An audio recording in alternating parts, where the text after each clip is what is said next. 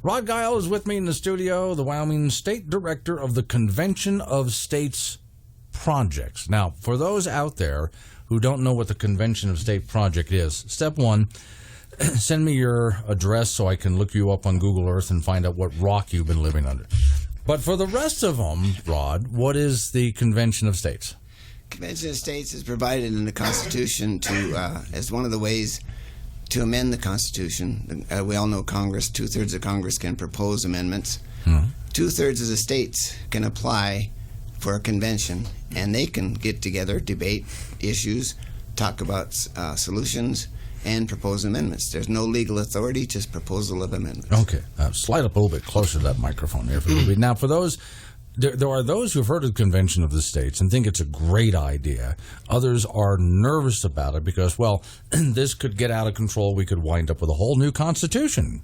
What do you think? Well, that's what they say, but if the words mean something. Yeah. When you read the Article 5, it says it's a convention to propose amendments. Not constitutions, not start over. It's to propose amendments to the current Constitution.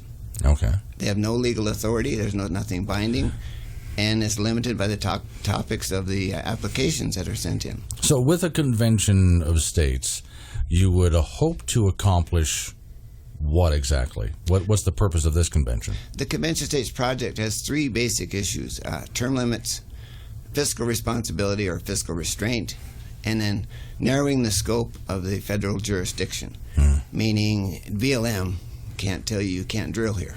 Right. Commerce Clause means interstate. If it's mining going on in one state, the feds can't come in and say you can't do that because it's mined, processed in the state.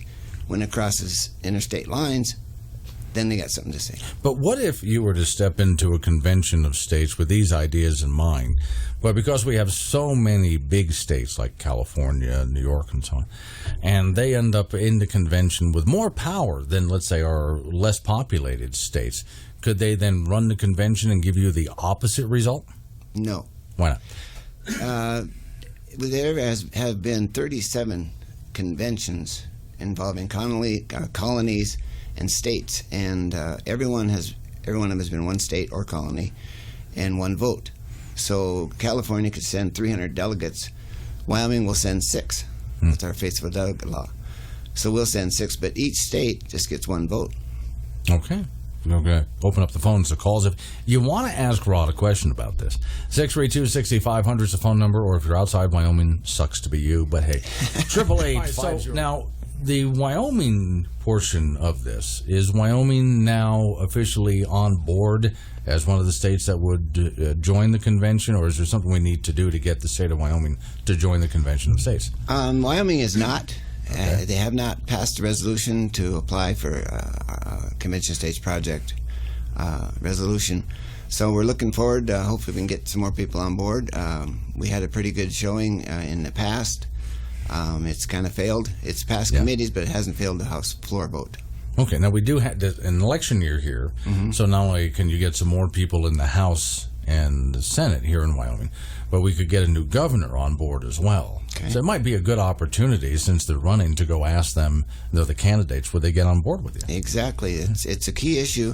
There are people against it. There are very much people for it. And so that's where it comes down. It needs to be an issue in the campaign speeches and stumps that people do. For those people in Wyoming who are against it, have you heard what they've had to say, what their concerns are? It goes to the urban legend that the very first constitutional convention was a runaway, that they exceeded their authority. For a while I heard that, and it didn't make sense to me. You always consider the founders being pretty upright, maybe divinely inspired even. Very honest, very patriotic. And so to hear that they exceeded their authority to trash the Articles of Confederation to bring us to this whole new Constitution, it kind of rubbed me wrong, and I thought, well, let's look into that. So when I did, you find out that 10 states actually had given their delegates to the Philadelphia Convention, 1787. They gave them full authority to do what they did. And 2 states were arguably, maybe could have exceeded their authority. New York pulled their delegates. Massachusetts didn't. And later on they said, nope, you did exactly what you were told. So in the grand scheme of things, they did what they were supposed to do.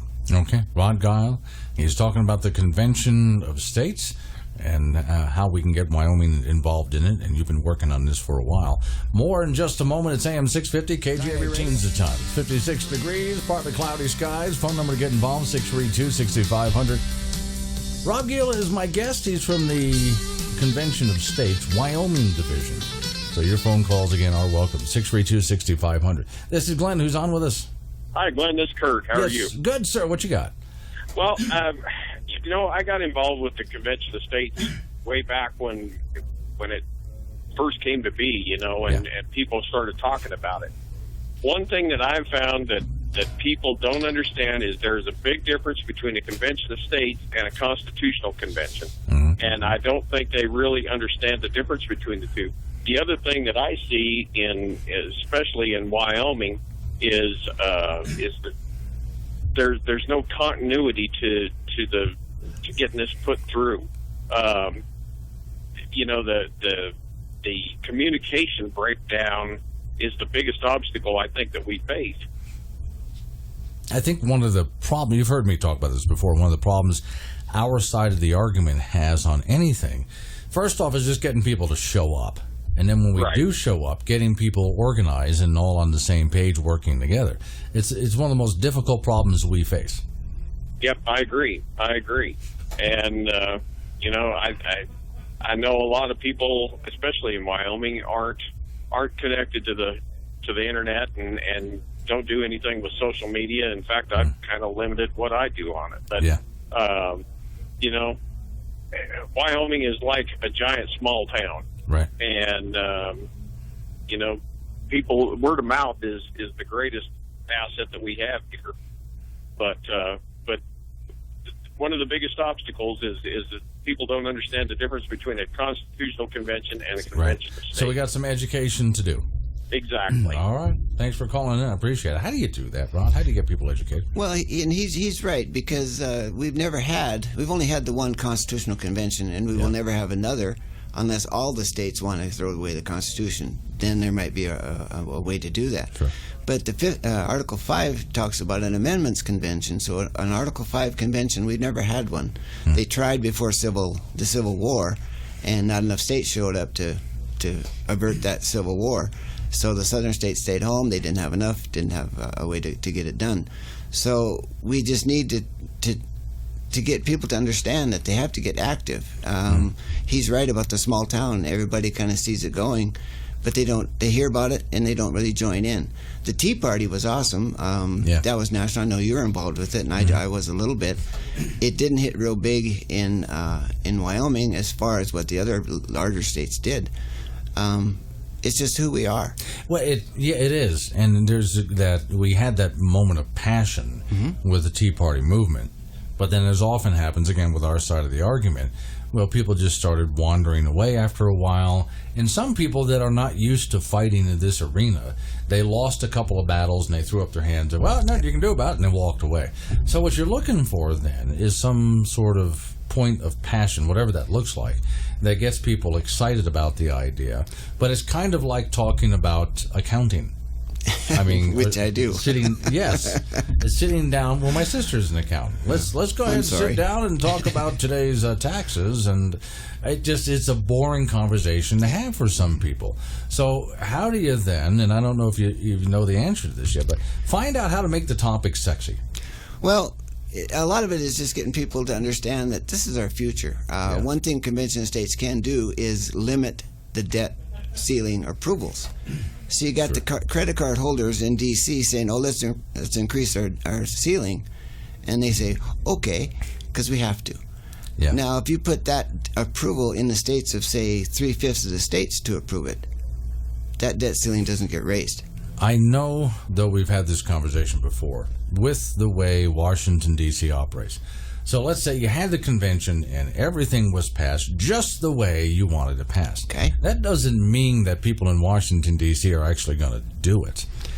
I hear this a lot. They say they don't follow the Constitution now. Yeah. If you come out to the home show this weekend, I've actually printed off the Constitution. It's the annotated Constitution. When the Supreme Court says Obamacare is legal because the tax was actually a mandate, but actually it was a tax. The Right. way you do your video on. That becomes annotated into the Constitution because they have declared, 5 guys have declared our that ruling to be part of the Constitution. This Constitution is almost 3,000 pages tall. Yeah, see, now the original Constitution couldn't fit into our back pocket Right. if we were wearing tight blue jeans. But which we could do in our younger years, but it's just not possible anymore. But now, this big, thick thing, and most people don't know that this Constitution exists, but they just keep adding to this sucker there. But here again, how do you even get them to do what they're supposed to do? Senator Enzi recently said, in the Senate, he got on this committee, which is a balanced budget committee. And the committee makes all these recommendations and passes all of these rules, and it's all ignored. So he's frustrated now. He asked, what's the point of the committee? The biggest thing that we could do, and I know there's lots of potential, and I'd like to talk to people about what they think we could do and if that would be possible. The biggest thing I can see is to have the states abrogate any federal law, any Supreme Court ruling, any executive order, any regulation. And if you get an amendment to abrogate with 3/5 vote by the states, it all goes away. And at that point, they have to follow the Constitution. Right now, they're following the wrong one. So we go in there and we whittle that puppy down from 3,000 pages back down to, 28 pages? Yeah. And we assert it that way. They will follow it. So at the home show, people will be able to see what you're talking about. I printed it out. I want to see this thing. I got to stop by and visit you. Hang on, more in just a moment. By the way, you got any questions for Rod? 632-6500 is the phone number. It's AM 650 KGAB Radio. It's the time. It's AM 650 KGAB Radio. My name's Glenn Woods. Thanks for joining me. So I'm talking with Rod Geil, who is the Wyoming State Director of the Convention of State Projects, which, by the way, there's going to be a home show this weekend. Yes. Over there, the Ice and Event Center. Yep. And people can come in. Where are you located in there? Kind of the back left. Okay, back left. And they can walk over and say hi to you and take a look at this other Constitution that people don't tend to know exists, which is much bigger than the original Constitution. Yes. And you can explain the whole Convention of State things for them. So the purpose is just education. Are they going to be able to walk away with any material that you have? Oh, yeah, we got tons of stuff, you bet. Okay. How does someone get involved with you guys? We got to build that passion again, get it moving. Sure. Our main website is conventionestates.com. We have a COS Action, which is for volunteers that want to get involved and get this going. If people want to have some get-togethers in their house, in the library, anywhere, if they want to put something together, give me a couple weeks heads up, and I'll be there. Sure. Well, and for all those people who are you've heard me get the calls over the years. Someone calls up and says, "Well, somebody ought to do something." Well, this is it. This would be one of those things, so go ahead and get involved with it. This is somebody doing something about it. But it's going to take some organization, some passion. There's a lot of work to be done. We have the organization. We have a very high-tech process. We just get people going. We take the strengths that they want to offer. We get it done. Okay. So, again, this is going to be this weekend. You're there. Are you there today? Today, tomorrow, and Sunday. And Mother's Sunday. Day. I'm in the doghouse. Oh, there you go. Okay, so just kind of walk on in all the way to the back left. Say hello to Rod. Take a look at the Constitution that your government's using, not the one that you put in your pocket. Thanks for coming in. I appreciate the time. It's AM 650 KGAB Radio.